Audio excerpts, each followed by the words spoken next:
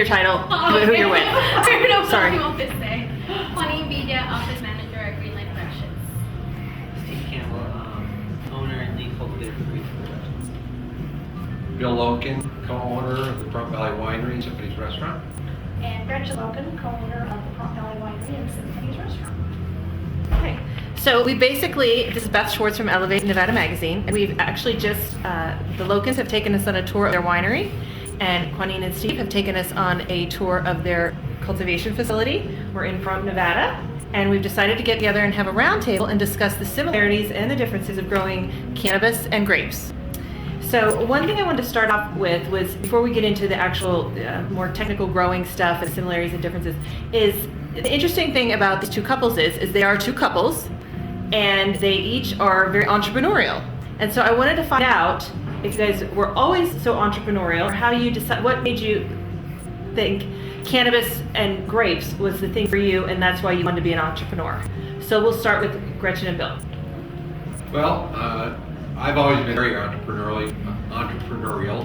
Bought my first business when I was 23. So I've been in business one form or another most of my life. And so it's part of my DNA, I guess. Okay, and Steve and Kouanin?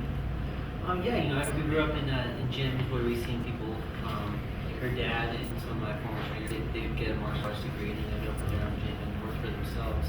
So we always kind of grew up around people that worked for themselves and had that desire to work for ourselves or anyone else. We had that entrepreneur way of looking at things as far as we know what we can achieve, what we can do with what we have available.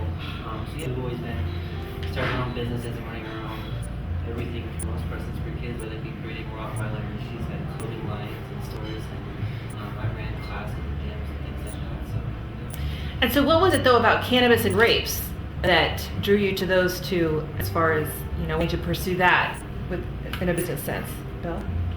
Well, we kind of stumbled on the winery by accident, and we were intrigued by the business challenge more than we were with the idea of growing grapes and making wine. I really looked at it more as a business venture from the beginning. But once we started to explore what the wine culture was all about, what the wine industry was about, we were proverbially hooked. I mean, we were just taken in. And so we fell in love with the industry as a whole, and then that expanded from not only just making wine, but getting involved in grape growing and encouraging other landowners around the state of Nevada to plant grapes for us so that we can continue to grow a wine industry here in Nevada. So that's how it happened for us. Steve? What was the question? The cannabis. What drew you to cannabis that you decided you want to pursue that with your entrepreneurial endeavors? Just kind of the direction life led me. It was kind of, it answered a lot of my own personal questions and problems that I was dealing with. I thought, what better to kind of share with people that's helped me as much as they helped me so much. It was just convincing her that it was the right move to take. I was very anti-cannabis, and then I learned a little bit. He didn't tell me he smoked cannabis until our 4th year in our relationship. And at that point, we already have a house. You're kind of like, what do you do? So, to be fair, I was a professional athlete, so there's very little smoking cannabis at the time. But yeah, it was quite some convincing as far as that goes, showing me that it actually was something that was useful and not just harmful. Okay. Now, this question is for Gretchen and Kouanin. Husband and wife team, that has got, or significant other team, that's going to be challenging, to not only work all day with this person, but to go home with them at night. So tell me a little bit about that, Gretchen. You're right, Beth. It is very challenging at times.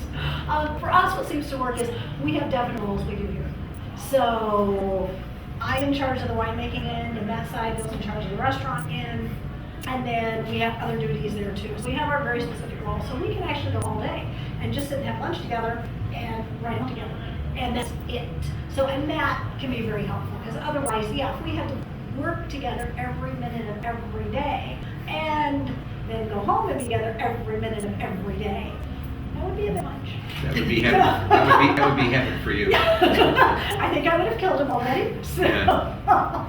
I understood it better myself. I mean, we had to learn from each other, and especially having roles, because at first he would try to tell me what to do and I would try to tell him what to do, and we very quickly learned that we both needed to go ahead and have our own kind of domain and our to-do list, and then also finding that time at dinner time. Okay, 2 hours, put your, turn your phone off. Let's not talk about green life. Let's talk about our dogs. Let's talk about something else. And spending, some time off, not talking about business or ideas or the new things. So it worked out really good. So Cool. Okay, so now we're going to get into the business of growing. So now that you've each done each other's tour, what do you feel like is the biggest similarity between growing cannabis and growing grapes? I'll let Gretchen start. I would say more just the sequence of things, because listening to, you start with the vine, you're really looking at the vegetative side, then you move it for the reproductive side, then you move it, and it needs so much time before it's ready to actually harvest, and once it's harvested, then it has to, correct me if I'm using the wrong words, then it needs to cure, and then you actually have a product from it. And grapes are the same way. They go through all those different stages. So to me, it was that. Learning the cycle that the cannabis vine is very similar to the cycle of grape life. What about for you, Steve? There was a surprising amount of parallels as far as both from the growing side and the production side that I found interesting, that I didn't really foresee. A lot of I thought was interesting was some of the more of the plant side as far as like the grafting and more of the horticultural questions that I've heard people using in cannabis and starting to explore in cannabis, that they already have a system that's been pretty much outlined for generations of wine farming or grape farming and winemaking. So it's kind of cool to see an evolved industry that's matured and already worked through all the problems, and they've already foreseen all the potential risks and all that stuff, and they've really got to narrow down to what works and how to do it. We're still in a new industry. We're still actively figuring out. We're running into those walls and having to tear them down on the spot and rebuild them and things like that. So it's kind of cool to see a mature industry and where it's come, where it started, and all the similarities, because there really is more than I can list. Then differences. Let's talk about the biggest differences you maybe saw between the two. Bill, did you have a thought? Well, for lack of a better term, I'd say that their process is much more scientific and much tighter control by handling everything inside. The incredible cutting edge farming that they use, which I got exposed to for the first time today. It's really quite fascinating. So I see a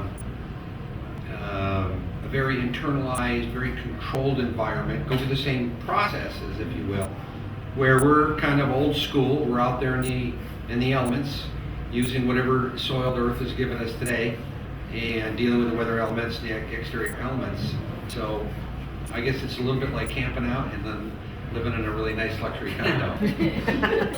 Yeah, I'm not the same way, yeah. And I'm actually jealous that they get to live in camp, and I gotta say to this condo, because a lot of what we're trying to do in that condo is actually replicate what they're doing here and just allowing nature to take its course. So it's a beautiful process, and they have their vast differences, but at the end, I think there's more similarities than there are differences as far as we're all trying to do quality product, and then they really focus on the details, the small details that make the big differences. Now, so another difference is harvest. So you get 12 harvests a year, is that about right? Well, because we harvest multiple. Right? Sure. Yeah. They only get one. So if they lose their one, they're cooked. Whereas you have got 11 more chances. Yeah. Well, in that year. Yeah. Right. Yeah. But, so I think that's a really interesting difference. Similar to one thing that they also have multiple farms.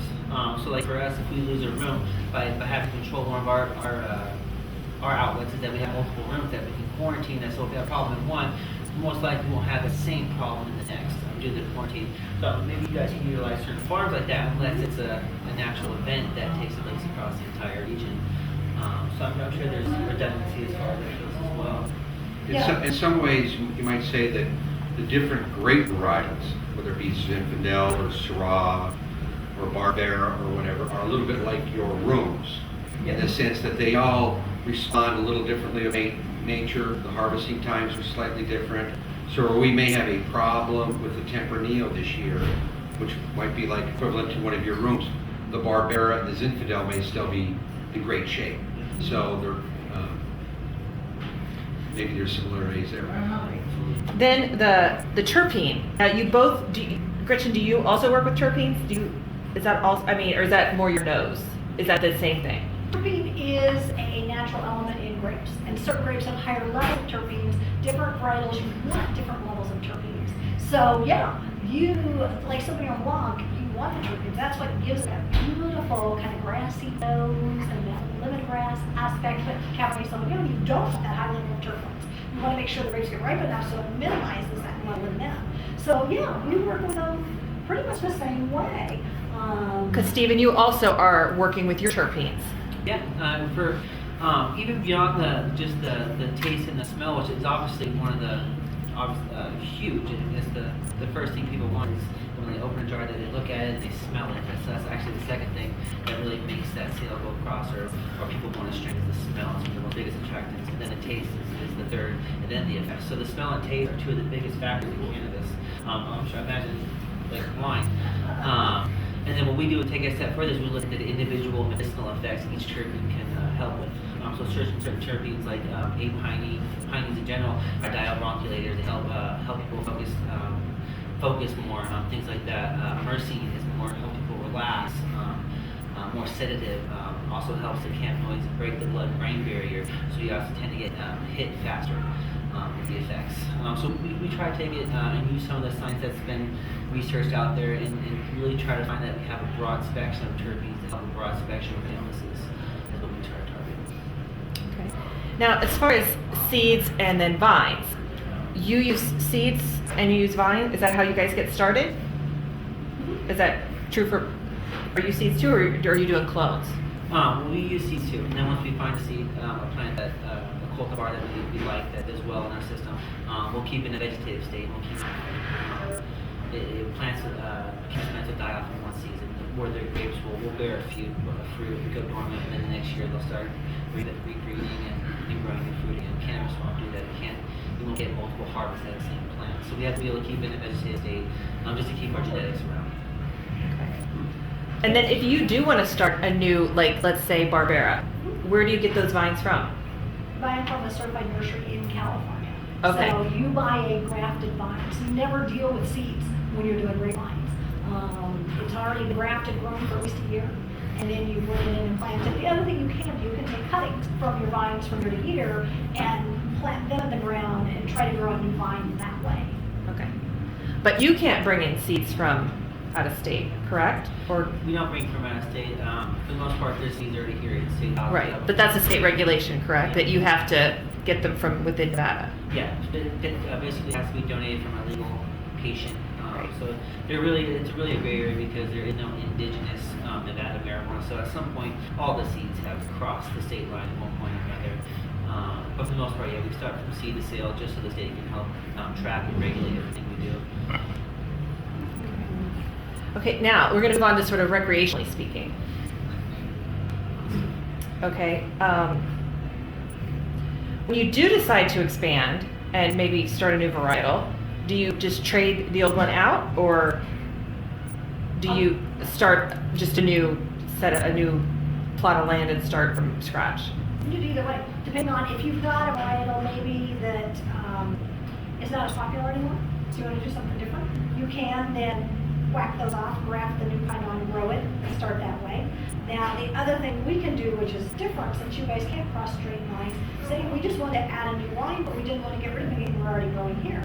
We could just buy those grapes from another grower, somebody else who grows, bring just the grapes in, and have a whole new line too. So we've got much more freedom in how we can expand, how we can do things than the cannabis industry. The vineyard industry in Nevada is so young.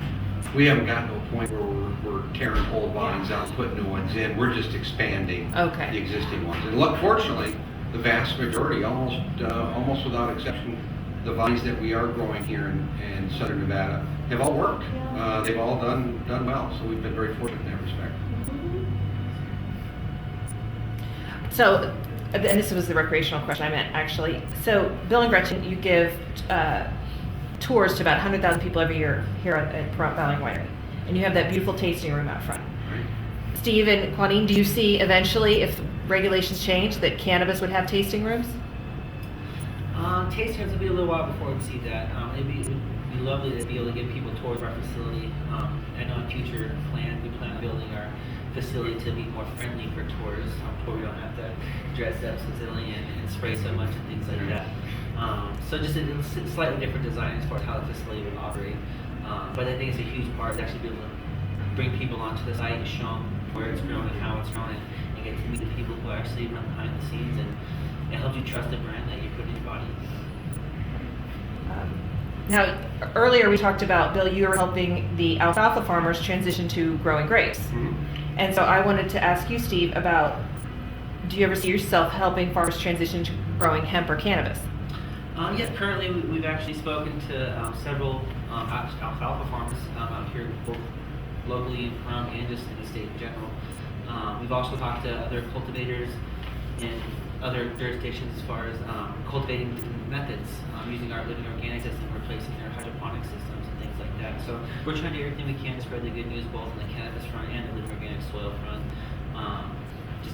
We're passionate about what we do and we believe in it. We just think the world would be a lot better if more people did it.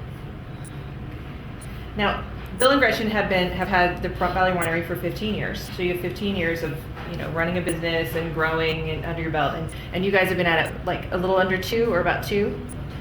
Yeah. 2 years. Yeah. Bill and Gretchen, what kind of advice would you give to Kouanin and Steve? Lay it on us, please. Well, it sounds like you're doing something right, and that is you got to carve out some personal time. You have to do that. You got to carve out some personal time. And I think once the passion leaves, it's time to sell.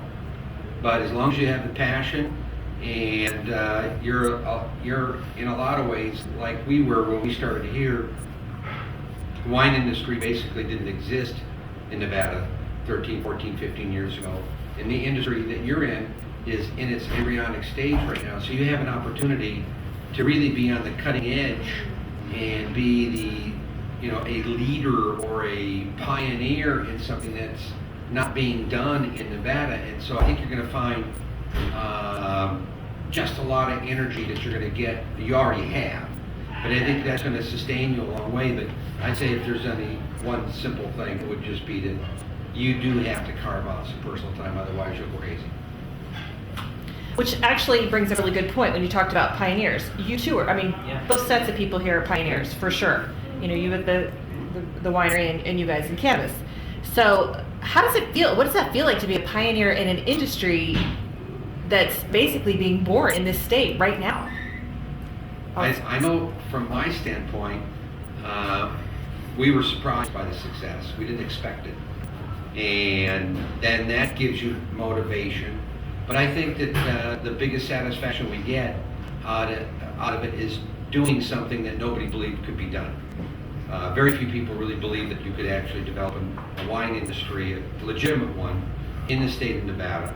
And that's where the wine competitions come in to play, and that is that you're being judged by other experts throughout the country that have made their life's work wine. And when they judge your wine and put you on an even scale as some of the better California wines, makes you feel like, hey, we're really onto something here. So that's the excitement for us, I think, is just being out there doing things that nobody's ever think about. This. Nobody ever made a bottle of red wine commercially in the state of Nevada until we did and released it in 2008. If we were doing this in California, we'd be just another winery down the street, so what, big deal. So I think it's thrilling. I've always said I'd rather be a big fish in a small pond than a small fish in a big pond. And you two are obviously pioneers. Can you re-ask the question a little bit lost? Just how does it feel to be a pioneer in an industry that's just now opening in this state and to be the first one in on the ground floor of something like this? I mean, it's exciting. I mean, there's at times it's nerve-wracking. It can be overwhelming. You don't know whether to lead or follow at times. You want to look at the guy next to you, what he's doing, but at the same time, you want to do your own thing, so you don't want to be caught with the rest of everybody in their flow. So you have to, in my opinion, kind of pick who you're following and when to lead. Then also, it's really exciting to have people like this that they inspire us. And we heard their story for the first time today, and how they brought a wine industry to Nevada, and they cross barriers that people told them they couldn't cross. We've done a lot of the same things in our industry in the first 2 years as well as implementing the growing system that we implemented, using the technologies that we've used. We've overcome those same barriers. So it kind of gives me inspiration to be able to hear people like this have successfully overcome those obstacles. That's pretty cool.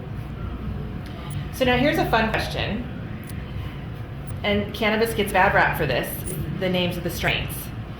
And then, you know, you've heard some of the names of the strains today, like Strawberry Cough, and there's Gorilla Glue, and there's the names get a little funky. And where we are at this stage in Nevada's cannabis industry is this is medicinal, you know, product. And so for them to have these crazy names, cannabis has gotten a bad rap for that. But you guys have to name your wines, correct? So I wanted for each of you guys to talk about a little bit what goes into naming, you know, your wine and your cannabis. We'll start with them first on this one.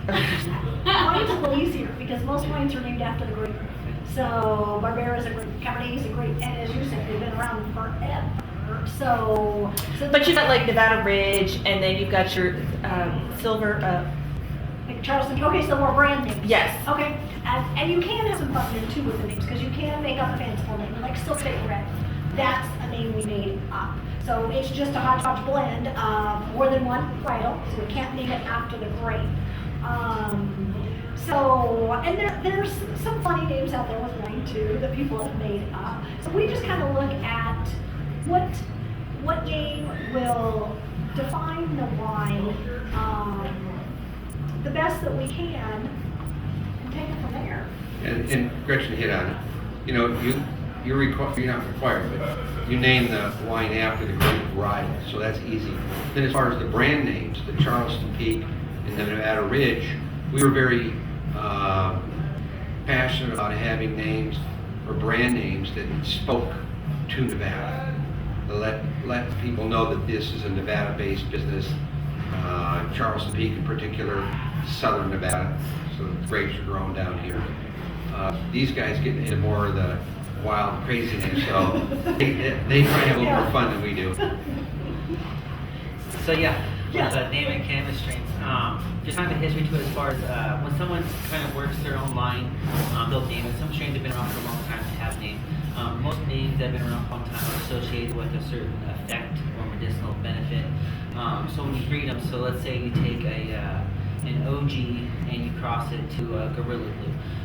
So what people will try to do is they'll try to name it something that incorporates both of those names in order to point the patients to the effects that both of those strains have. So if I were to cross Gorilla Glue and OG, I'll then have maybe an OG Gorilla. And then people would know, okay, that's got OG Kush, so I can probably expect this, that has Gorilla Glue, so I can also look for that. And it can kind of guide them in the right direction. But then there's some times where we just have fun and we just name it something random, funny, whatever. Just something goofy, just to have fun. Yeah. Pretty much. Because you can. Yeah. Okay, so now having toured each other's, grow and vineyard, would you guys ever consider teaming up and doing a cannabis tincture or can of wine? I absolutely be inclined. In fact, when you were interviewing Gretchen back there, I was Googling cannabis wine and the regulations and all that stuff. The regulations are going to have to change a lot before that guy will be able to do that on a, consumer level. Right now, it's very tight. It's got to be medicinal. There's a wine out there called Mary Jane wines. Gee, I wonder where they came up with that name. So I think, not only would I be very open to it, I'd be tickled at the idea of doing it at the very moment that it's legal, because it would be another cutting edge thing for both of us. I mean, totally cutting edge. And it'd be another Nevada product. Think about that. Right. So we love this whole idea about growing Nevada. Yeah. We weren't thinking about they're kind of growing when we got into this, but it's taking a whole new dimension now. I think that'd be excellent. I see a lot of similarities that both sides can enjoy sharing. And then also the grapes. I would love to possibly grow some no-till organic soil grapes and see if we can also bring those grapes levels up and make a sweeter profile potentially. So I'm interested in possibly getting a plot of grapes on here pretty soon. And then also you talked about you had borrowed some refuse from the winery here for your grow. Is that correct? Yes. Tell us about that. So we actually do, we use permaculture as a real big part of our system. We design our facility to the operating procedures that we do. A lot of permaculture is basically closing loops, making more regenerative systems. So we try to create a lot of our own inputs on site. So we don't want to be calling hydroponic storage for bionutrients or soil or compost or things like that. We try to make as much of it as possible on site. One of the things that we can really make, one of the most biggest parts of our system is compost. There's only a few really good compost companies out there that make a compost to my standards, to our company standards. Even then, it's expensive. Shipping is expensive. A lot of cost goes there. So it just makes more sense for us to make our own compost. So we gathered their pumice, which is basically all the pressings, all the stems, all the skin, seeds, all that stuff. We had I think we ended up about 2 yards worth of it, and then we added that to our compost mixture. So when we make a compost pile, we have to account for all the different materials and the carbon nitrogen levels. So we had a specific recipe of carbon nitrogen levels that we were trying to reach, and then we had to get everything tested through. We had everything tested prior to the thermal composting process. So prior to actually putting in the pile, we had their grapes tested just to make sure that there were no pesticides, no fungicides, anything like that sprayed on it. So kudos to them, everything came back clean. If it was cannabis, it wouldn't pass their state regulations.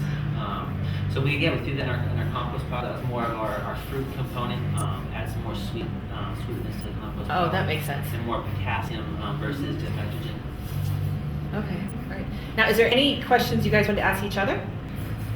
Yeah, what's the security code to your facility?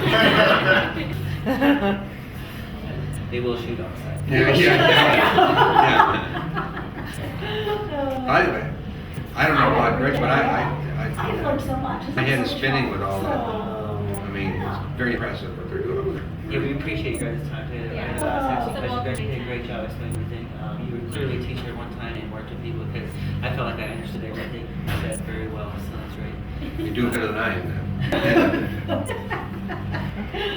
Well, thank you so much. I appreciate everybody taking the time to do the tours and to sit down and do this little roundtable with us. This is going to be great.